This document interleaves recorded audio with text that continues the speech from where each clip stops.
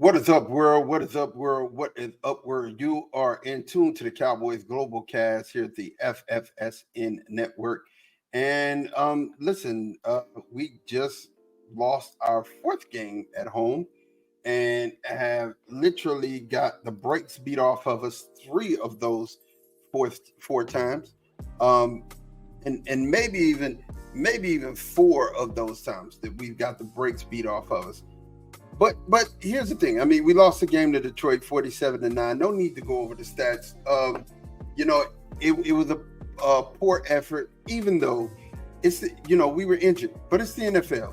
People are injured, and your roster has to be fortified enough to where it can keep up, even if a couple of key pieces go down. And literally, on Sunday we had Tank, we had Micah, we had Deron Bland. We had Eric Kendricks. We had so that's four starters on defense that were out and that weren't playing. And then, of course, on the offensive side of the ball, Cooks was out. Here's the skinny. Here's the skinny. When the offense becomes one-dimensional, it's really hard for them to operate. They're one-dimensional because there's no running game and no steady number two wide receiver, right? So if you don't have wide receivers who can get open, and you only have one wide receiver in CeeDee Lamb who is dynamic, and the safeties can roll. Listen, I'm a football guy. I grew up watching football. I grew up playing football all the way to college. So definitely I understand the schemes and schematics and been watching it my whole life. So when I say what I'm saying this because it's the truth. If you are the GM, the active GM for a team that is getting blown out because the second string, your second unit, isn't up to par. Your offensive line is not been shaken up, or you haven't fortified it the way that it needs to be fortified, and you haven't brought in a number two wide receiver to go with your number one wide receiver, and you haven't got a running back who can run behind the current offensive line that you have, that is your fault as a GM. And any other GM in the league would be ready to lose their job at this point, would have already lost their job at this point, but not ours. Not our GM. Our GM will not lose his job because of the simple fact that our GM is actually the owner. See, here's the problem, Jerry. Since you want to get on radio and talk bad about or talk down to the people who are just asking you questions, to the people who are sitting here trying to make you as the GM be accountable, you are out of pocket. So I guess because you have money and you own the team, you can do whatever you want, and you don't have to be accountable for the mistakes that are being made out there on that field. Yes, you're right, Jerry. The people who have you have on the squad and that you believe in, and you saying that we have McDonald's at home, I get it. I understand totally 110%. You've seen them produce. But get this, a blind squirrel always finds a nut. A broken clock is right twice a day. So you have the GM, yeah, some of these players are going to hit, and really the players that Will McClay has found have kept us afloat. And I think it was very insulting for you to come at people like that and threaten their jobs on the radio. Basically just threaten their jobs on the radio. That's insensitive. That you don't have any type of people training. There was nothing about that was polite. There was nothing about that was you taking accountability for the ransacking losses that we've taken in this last at home. We have three losses at home. In each one of those losses, we got pummeled. The only one we actually came back is Baltimore. But we were getting driven by Baltimore at home. Driven by the very player that you didn't pick up in free agency because you thought we didn't need him. We got Derrick Henry at home. You know, we've got Devontae Adams at home. We've got Amari Cooper at home. These are trades that should be made, things that should be done. Jerry, you're not exempt from somebody challenging you because you're not making the right decisions. And you going around town to say, well, let's look at all of the right decisions that I've made. You didn't make them. Those decisions were made by Will McClay. Those decisions were made by Jimmy Johnson.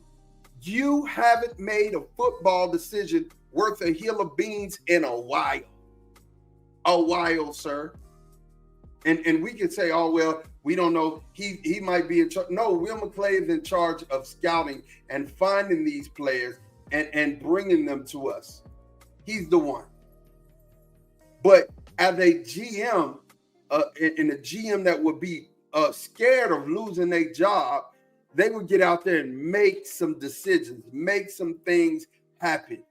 You get in the streets, you say you're all in, but you've done nothing to show that. Yeah, you signed Dak. You should have. Because just like you said in the interview today, where are you going to find a quarterback as respectable as Dak? Yeah, you signed CD. You don't just let a prolific wide receiver in the NFL walk. And you're going to sign Micah because you don't let a generational talent like Michael Parsons go as well. But here's the deal. You also do things to fortify your roster. But what you do is you prop up as a GM. This is what happened. You get people past their prime and try to prop them up. And the NFL is a young league. It's a young man's game.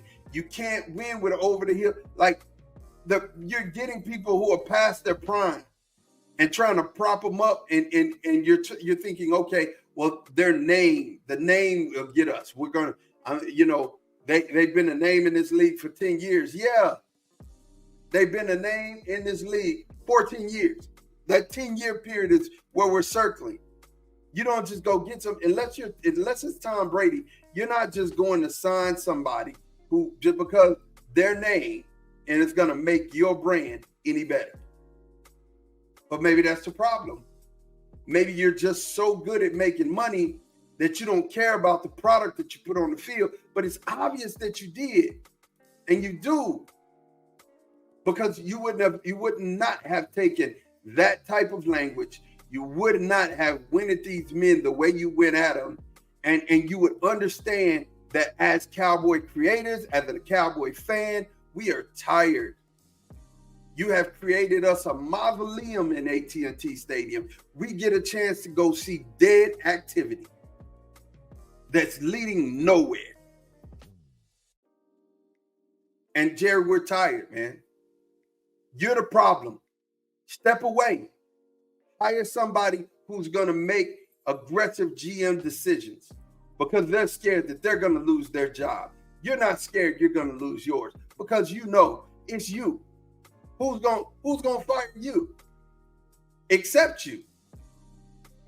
Which in turn is the problem.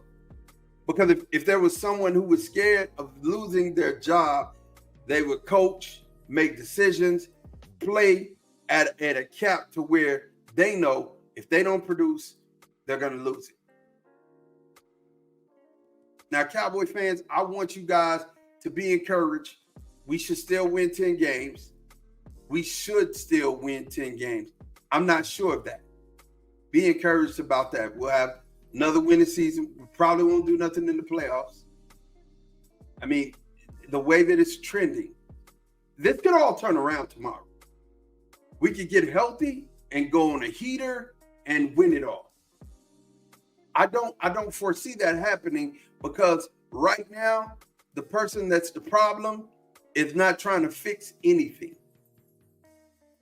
As I told y'all before, he feels like he has McDonald's at home. Like a black mother.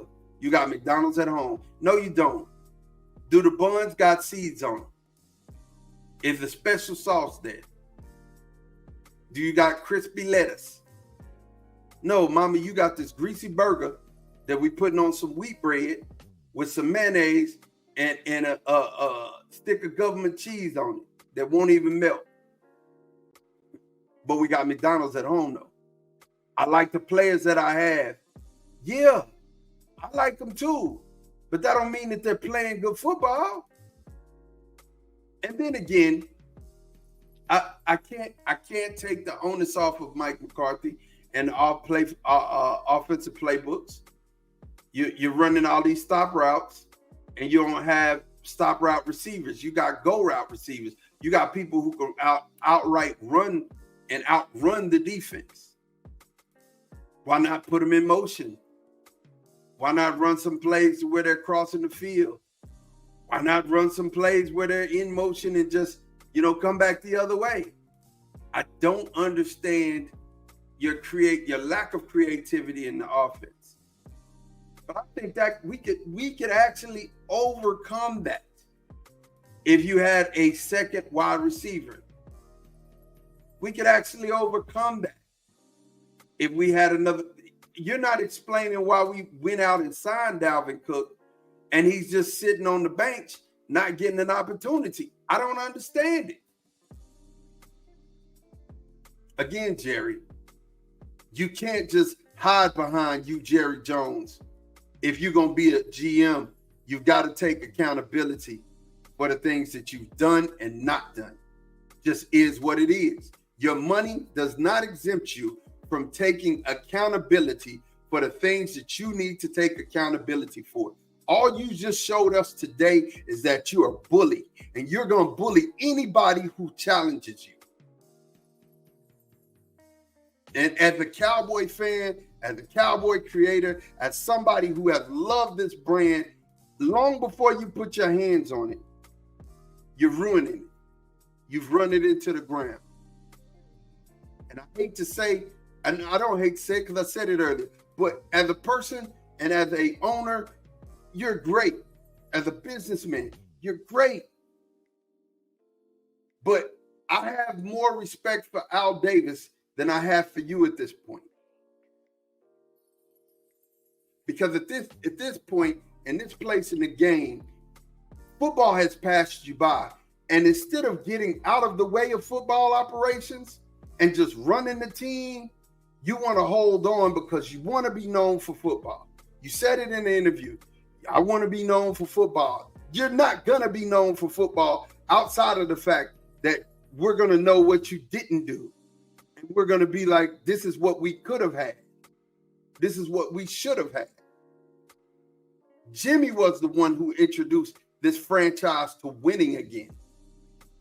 And when he left, the franchise stopped winning. I don't care about the argument you guys had. He knew football. And we know football. All of us. Collectively, Cowboy Nation knows football. So for you to insult us by propping up people, trying to get people in here, propping them up, saying, oh, he's good. Remember what he did for this team. Remember what he did for that team. Why does that team still don't have him? Because they're old. And Jerry, at this point, if you don't stop what you're doing, you're going to run everybody off. So all of this, you're putting up pictures, 93,000 people here. Yeah, 93,000 people came and left because they were upset at the way that we were being ran off the field. 17 plays of linemen eligible. They were clowning. They did whatever they wanted to do. They clowned this team on Sunday. On your birthday. So, yeah, I understand you're a little bit upset, but you should be. And forget it. You wouldn't be upset if you had taken moves to ensure that this bench was just as valuable as our starters. There were people that, Sam Williams is gone. We need Sam. He's been hurt the whole year. He won't be back till next year. Yeah, we've been decimated by injuries. We've had a lot of them. Jerry, step down as GM. Do the honorable thing and stop hiding behind the fact that your name is Jerry Jones. Do the honorable thing. Do it for the franchise. Do it for the ball club. We sitting around here wearing cowboy hats and cowboy jerseys, cowboy. We're buying this stuff. And only one person is hurting us. It's not nobody. You're hurting us. You're not helping us in any way, shape, form, or fashion. Sign the checks, man, and get out the way. This your boy Mod for the Cowboys Global Cast here at the FFSN Network. Yeah, unpopular message, but somebody got to say it. Somebody has to continually say it and bang the tom-toms till Jerry gets out the way. I'm out. Peace.